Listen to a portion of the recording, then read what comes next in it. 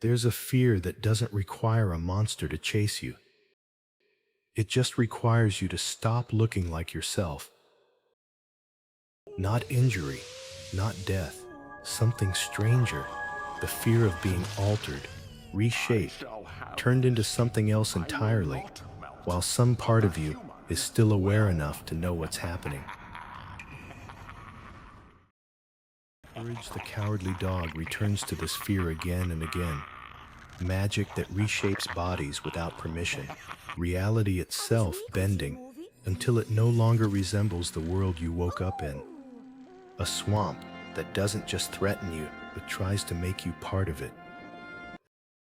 This is a deep dive into that fear, the fear of transformation, and how courage used it to explore one of the strangest, most quietly disturbing ideas a cartoon can put in front of a kid. That your body, and even the world around you, might not be permanent. Before getting into the episodes, it's worth being precise about what makes this fear distinct from the show's other recurring horrors. This isn't about facing an external threat you can run from, fight, or outsmart. It's about the threat targeting the one thing you assumed was stable, your own form, or the shape of the world you live in, and changing it into something else. This shows up in a few different ways across the series. Sometimes it's characters physically altered by magical forces, turned into something they didn't choose to become. Sometimes it's the environment itself being magically rewritten, so the rules of reality no longer match what you remember them being.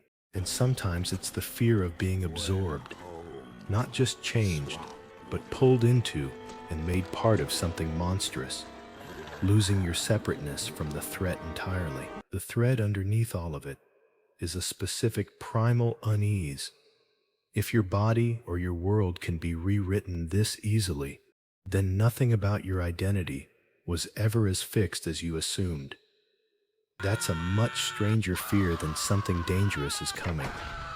It's, the danger might turn me into something I don't recognize, and I might still be in here when it happens. Let's start with the most direct expression of this fear. Characters transformed by magical forces, plainly and without their consent. The Snowman Cometh. In this episode, the threat isn't something you fight off with strength or outsmart with cleverness. In the usual sense, it's a magical force capable of altering the character's physical forms outright. That's a different category of danger than a monster with claws. A monster wants to hurt you. This kind of threat wants to change you. Think about what that actually implies. If your body can be reshaped by an outside force, then your physical self was never entirely under your own control to begin with. It was only ever under your control as long as nothing more powerful decided otherwise. The horror here isn't about pain. It's about the sudden discovery that the most basic assumption you had, this is my body, and it stays this way unless I choose otherwise, was never actually guaranteed.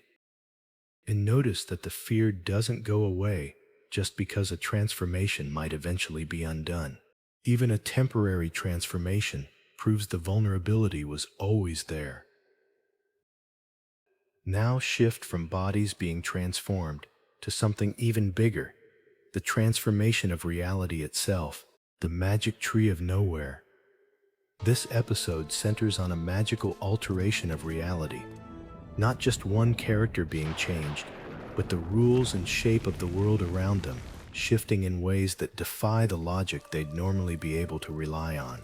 That's an escalation of the same fear, but pointed outward instead of inward. It's the entire world I'm standing in might not stay the same.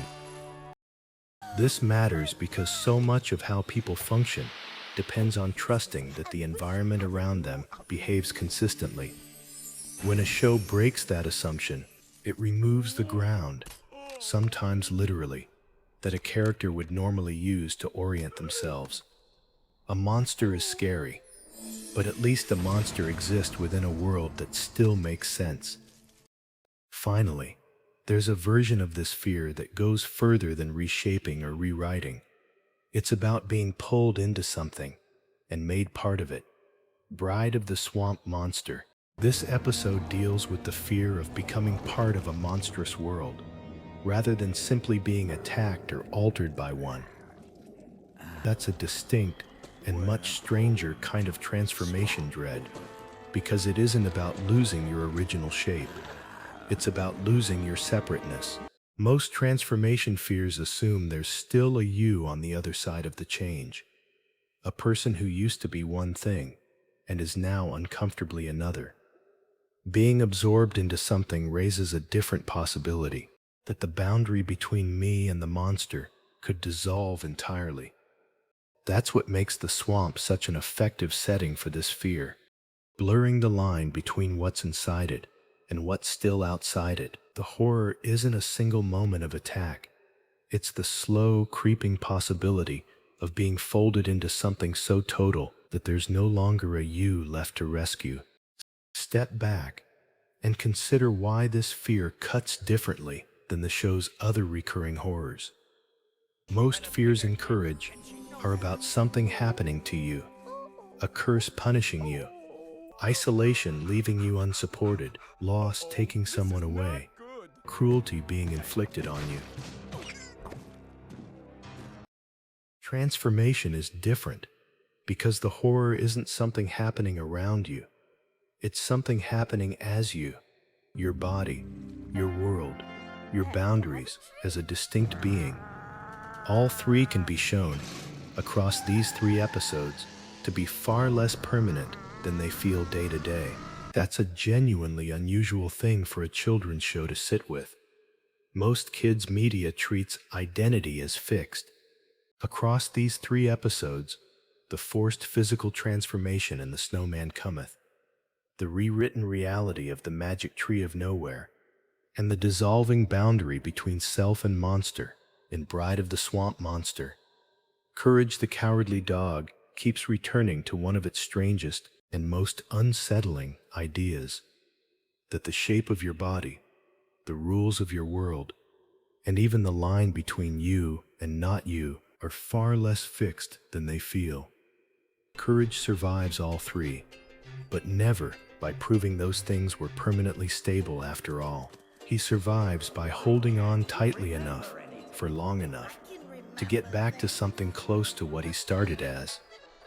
That's a quietly unnerving note for any show to end on, especially one built around a small, screaming pink dog, because it suggests that identity itself, the most basic thing a person has, was never as solid as it seemed to begin with.